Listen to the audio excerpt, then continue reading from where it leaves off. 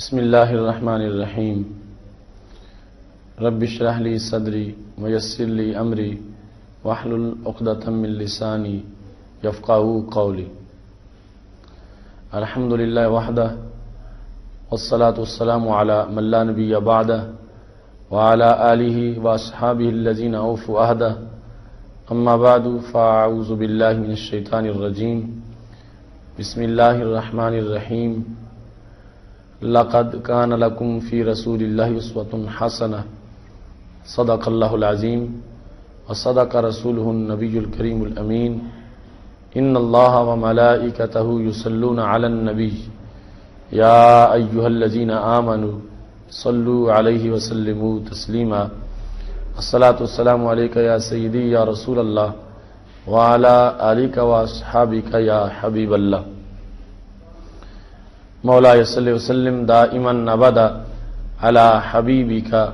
خير الخلق كلهم منزه عن شريك في محاسنه فجوهر الحسن فيه غير منقسم۔ يا أكرم الخلق مالي من ألوذ به سواك عند حلول الحادث العممي رب صل وسلم دائما ابدا على حبيبك خیر الخلق کلہم۔ اللہ تبارک و تعالی جل جلالہ وعم نوالہ واتم برہانہ وعظم شانہ کی حمد و ثنا، اور حضور سرور کائنات مفخر موجودات زینت بزم کائنات دستگیر جہاں غم گسار زماں سید سروراں حامی بے کساں قائد المرسلین خاتم النبیین احمد مجتبیٰ جناب محمد مصطفیٰ صلی اللہ علیہ وآلہ وصحبہ وبارک وسلم کے دربار گہر بار میں ہدیہ درود و سلام عرض کرنے کے بعد، معزز ناظرین، رب ذوالجلال کے فضل اور توفیق سے رمضان المبارک کا آج عشرہ مغفرت مکمل ہو رہا ہے۔ کتنے خوش نصیب ہیں وہ لوگ جنہیں اس عشرہ میں مغفرت بانٹی گئی ہوگی۔ میری دعا ہے رب ذوالجلال ہم سب کو بھی اس لسٹ میں شمار فرمائے جن حضرات کو رب ذوالجلال نے اپنی مغفرت کی سوغات عطا فرمائی ہے۔ ناظرین، آج کا ہمارا موضوع رسول اللہ صلی اللہ علیہ وسلم کے معمولات کے لحاظ سے ہے، یعنی رمضان اور معمولات نبوی صلی اللہ علیہ وسلم۔ چونکہ خالق کائنات جل جلالہ نے قرآن مجید برہان رشید میں یہ واضح کر دیا ہے، لقد کان لکم فی رسول اللہ اسوۃ حسنہ، تمہارے لیے اللہ کے رسول صلی اللہ علیہ وسلم کی زندگی میں بہترین نمونہ ہے، اور کوئی ضابطہ اور کوئی نظریہ اور اس کے علاوہ اور کوئی ایسا معیار نہیں ہے کہ جسے سامنے رکھا جائے۔ رسول اللہ صلی اللہ علیہ وسلم کی زندگی ہمارے لیے کامل اور بہترین معیار ہے، اور یہاں تک فرمایا وما آتاکم الرسول فخذوہ وما نہاکم عنہ فانتہوا، اللہ تعالیٰ کے رسول صلی اللہ علیہ وسلم جو تجھے دیں وہ پکڑ لو، اور جس سے وہ روکیں اس سے رک جاؤ۔ ناظرین، اسی لیے ہمارے سامنے رسول اللہ صلی اللہ علیہ وسلم کا زندگی کا ہر عمل روایات میں موجود ہے تاکہ ہم اس کو دیکھیں اور اپنی زندگی میں اس خوشبو کو جذب کرنے کی کوشش کریں۔ رسول اللہ صلی اللہ علیہ وسلم کے معمولات رمضان المبارک کے علاوہ بھی جو تھے وہ بھی اس لائق ہیں کہ ان کے ہر لمحہ کو نہایت ہی قدر کی نگاہ سے دیکھا جائے اور اس کو خراج تحسین پیش کیا جائے۔ رسول اللہ صلی اللہ علیہ وسلم کی زندگی کا کوئی لمحہ ایسا نہیں ہے کہ جس میں عظمتوں کے کئی جہاں آباد نہ ہو، یہی سبب ہے کہ رب ذوالجلال نے لعمرو کا کہہ کر اپنے محبوب علیہ الصلوۃ والسلام کی عمر کی قسم اٹھائی. تو عمر اعلان نبوت سے پہلے پر بھی اس کا اطلاق ہے اور بعد میں بھی. پتہ چلا ہر لمحہ ان کا اتنا مثالی ہے کہ جس پر اللہ خوش ہے اور اس لمحے کی خالق کائنات جل جلالہ قسم اٹھا رہا ہے. اس سلسلہ میں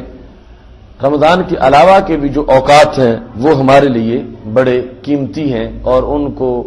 ماننا، ان کے مطابق اپنا آپ کو صحیح کرنا، اپنی اصلاح کرنا، یہ نہایت اچھا عمل ہے. مگر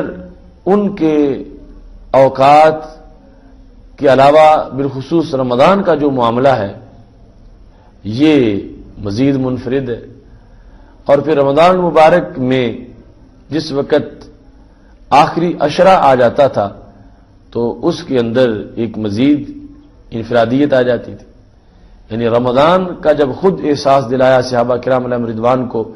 قد اذلکم شہر عظیم شہر مبارک، رمضان المبارک کے آنے سے ایک دن پہلے خطبہ دے کر ان کو احساس دلایا کہ یہ عام اوقات سے زرخیز وقت ہے اور اس میں بندگی مزید ہونی چاہیے. تو خود چاند طلوع ہوتے ہی رسول اللہ صلی اللہ علیہ وسلم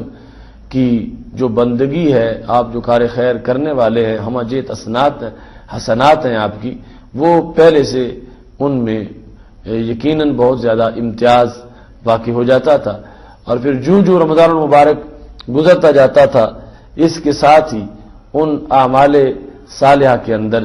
مزید ایک اضافہ ہوتا جاتا اور مزید ایک عروج کی طرف سفر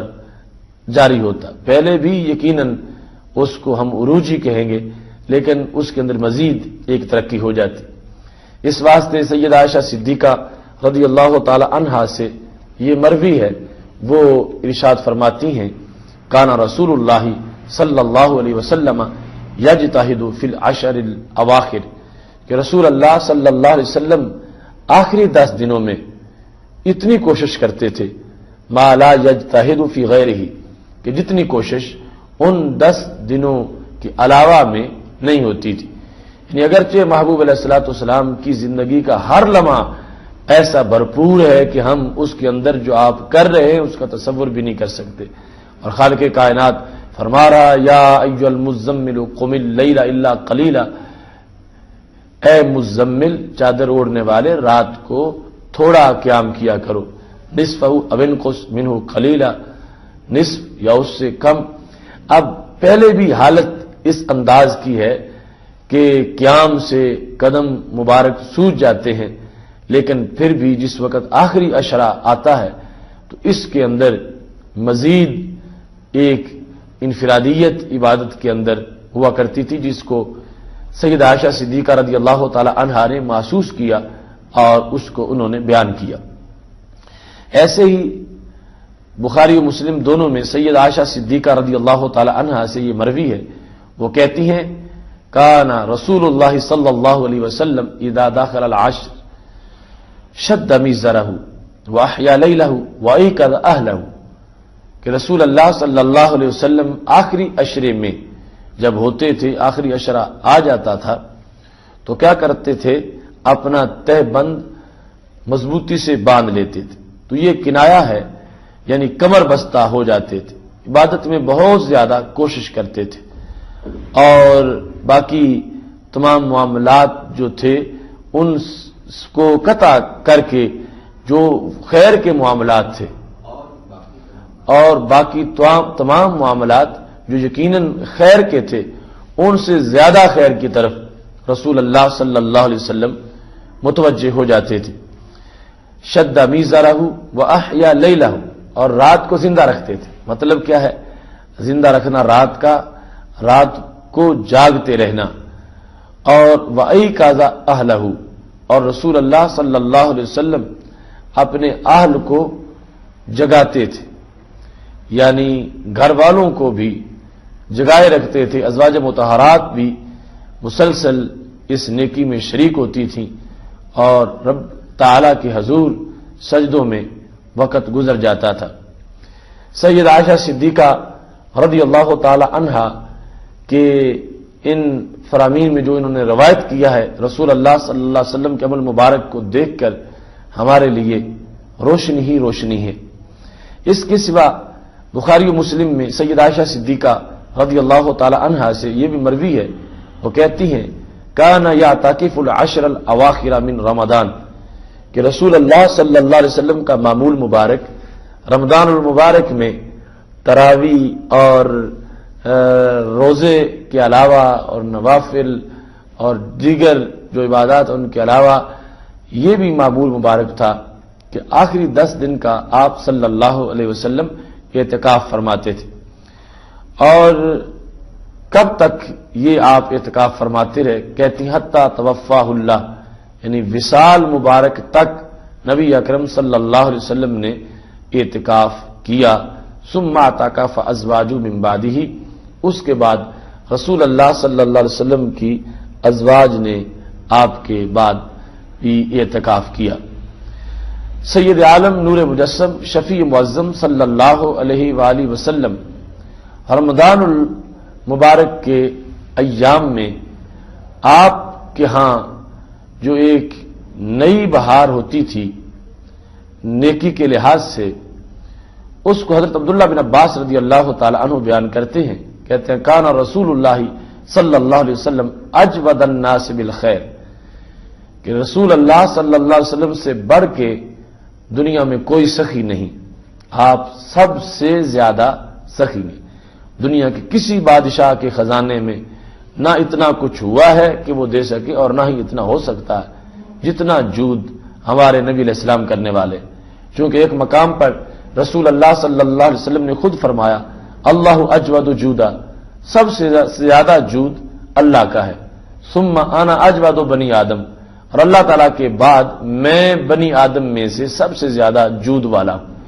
وَأَجْوَدُ مِن بَعْدِ رَجُلٌ عَلِمَ عِلْمًا فَنَشَرَهُ، میرے بعد سب سے زیادہ جود اس بندے کا ہے کہ جو بندہ قرآن پڑھتا ہے اور پھر اس قرآن کو دوسروں تک پہنچاتا ہے۔ قرآن پڑھنے والا عالم علما فنشرہ، قرآن و سنت کو پڑھا اور پھر اس کو لوگوں میں پھیلایا۔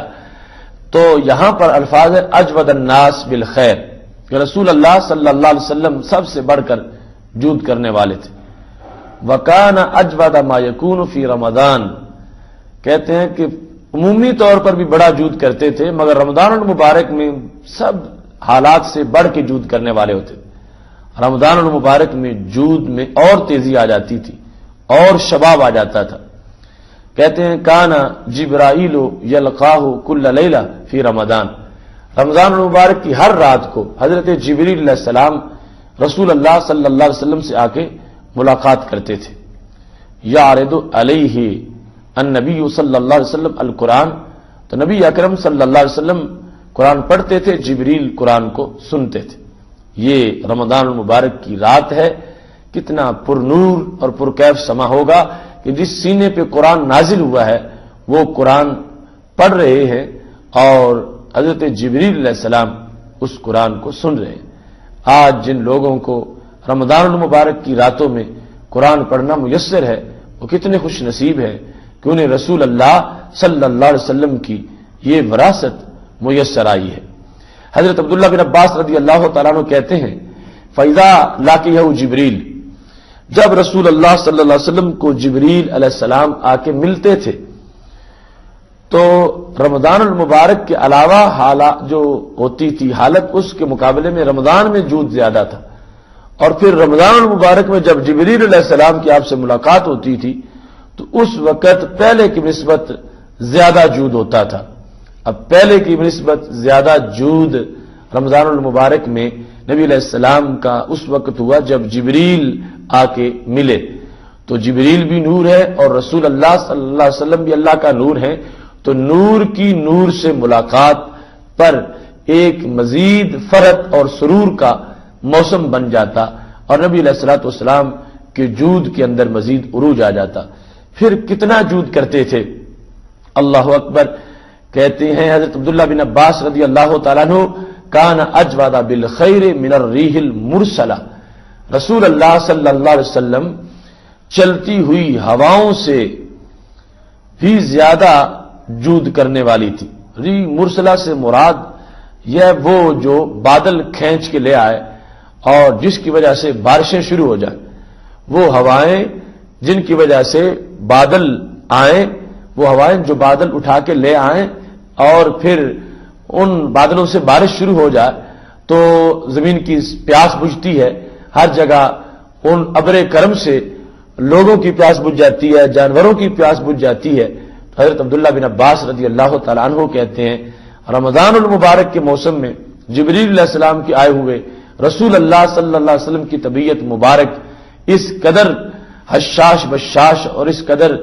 مائل بفیض ہے کہ آپ مسلسل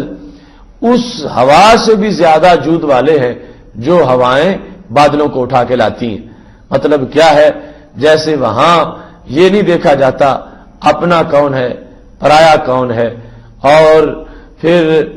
جغرافیہ کون سا ہے، عرب ہے یا عجم ہے، وہ ہوائیں چلتی ہیں اور مسلسل چلتی جاتی ہیں اور ان سے زمینیں پھر بادلوں سے سیراب ہو جاتی ہیں۔ فرمایا ایسے ہی رسول اللہ صلی اللہ علیہ وسلم ابر کرم بن کے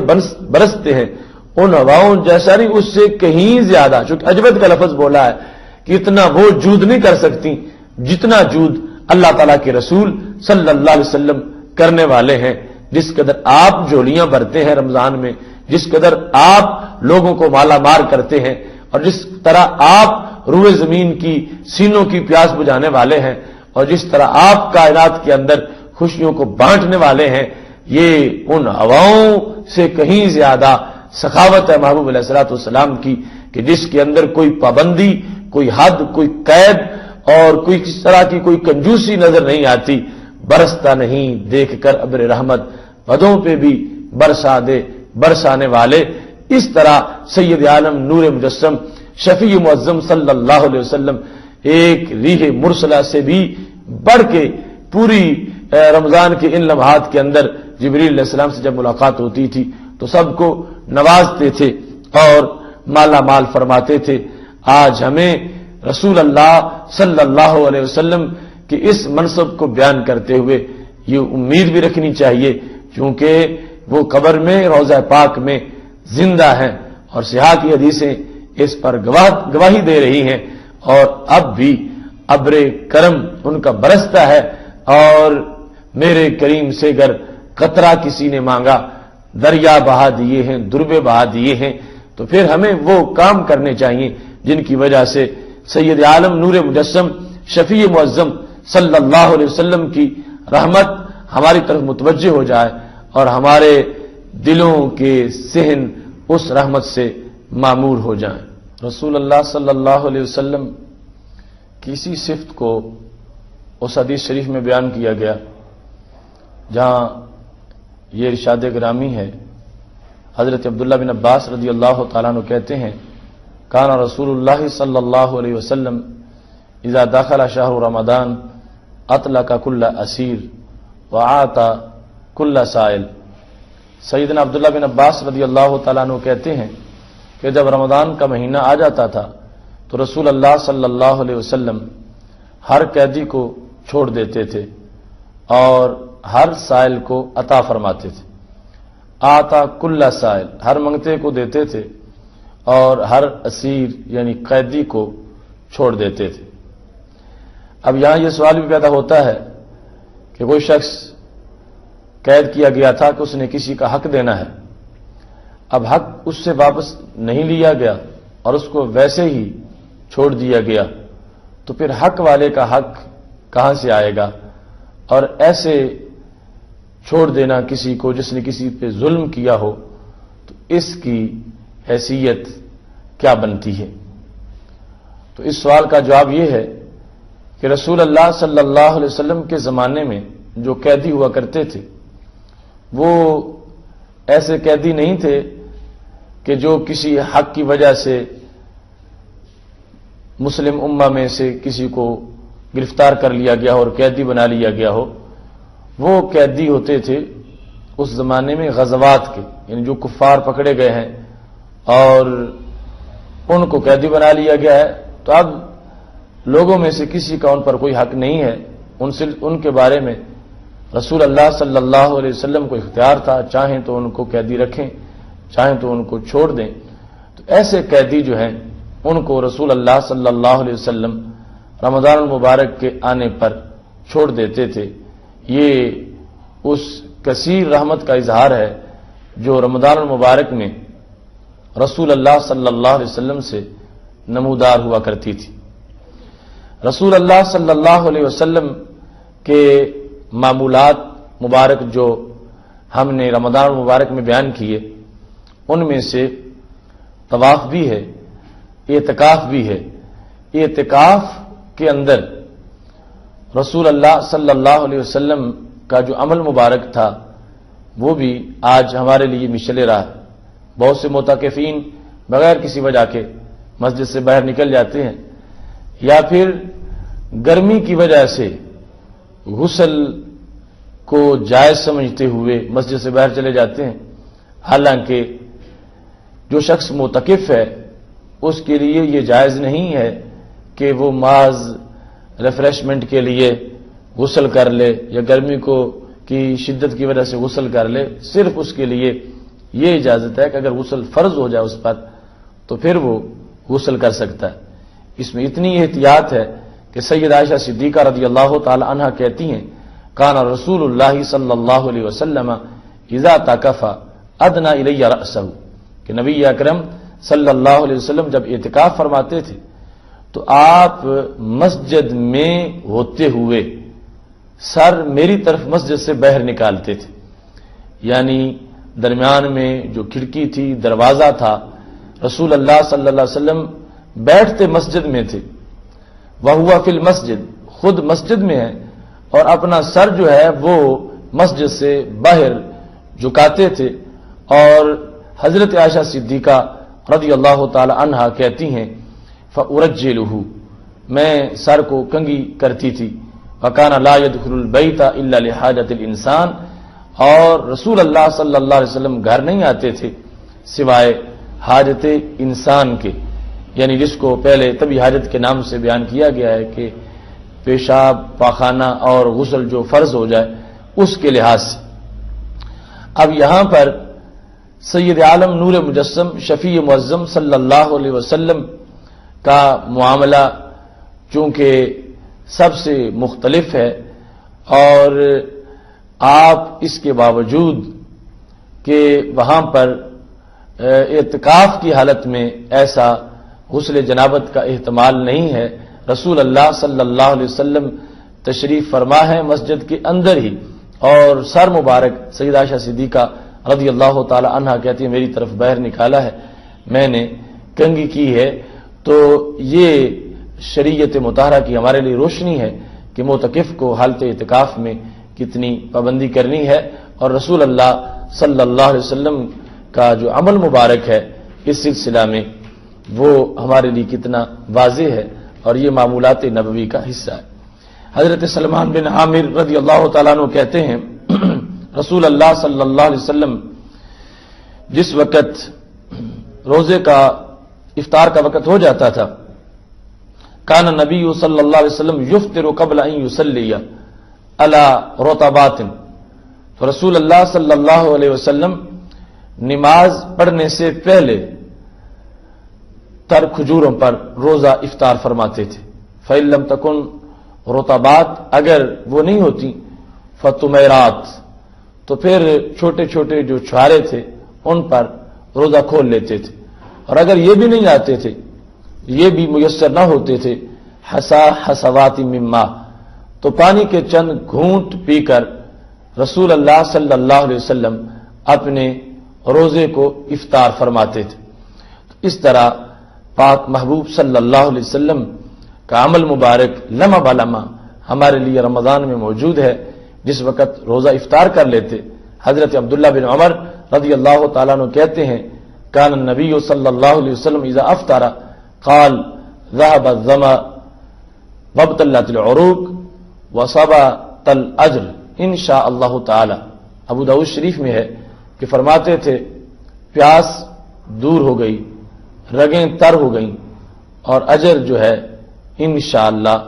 ثابت ہو گیا۔ اور ایسے ہی یہ بھی مروی ہے اللہم لک صمت وعلی رزقک افطرت، اے اللہ میں نے تیرے لیے روزہ رکھا اور میں نے تیرے رزق پر افطار کیا۔ رسول اللہ صلی اللہ علیہ وسلم کا سحری کھانے کا عمل اور افطاری کا عمل یہ بھی معمولات رمضان میں ایک خاص امتیاز کے حامل ہیں، اور پھر اس میں کچھ آپ کے اختصاص بھی ہیں کہ جب رسول اللہ صلی اللہ علیہ وسلم صوم وصال فرماتے تھے تو ایک روزے کو دوسرے کے ساتھ ملا دیتے تھے۔ صحابہ نے جب ایسا کرنا چاہا تو بھوک سے نڈال ہوئے تو نبی اکرم صلی اللہ علیہ وسلم نے فرما دیا ایکم مثلی، تم میں کون ہے جو میری مثل ہو؟ ابھی تو میں رات گزارتا ہوں، یطعمنی ربی ویسقینی، میرا رب مجھے کھلا بھی دیتا ہے مجھے پلا بھی دیتا ہے۔ یہ ہمہ جہت رسول اللہ صلی اللہ علیہ وسلم کی عظمت ہے۔ ناظرین، معمولات نبوی صلی اللہ علیہ وسلم اور رمضان کے لحاظ سے یہ ہمارا مختصر سا سبق ہے، اس کو پیش نظر رکھتے ہوئے اپنے روزے کو مکمل کرنا چاہیے۔ وآخر دعوانا ان الحمد للہ رب العالمین۔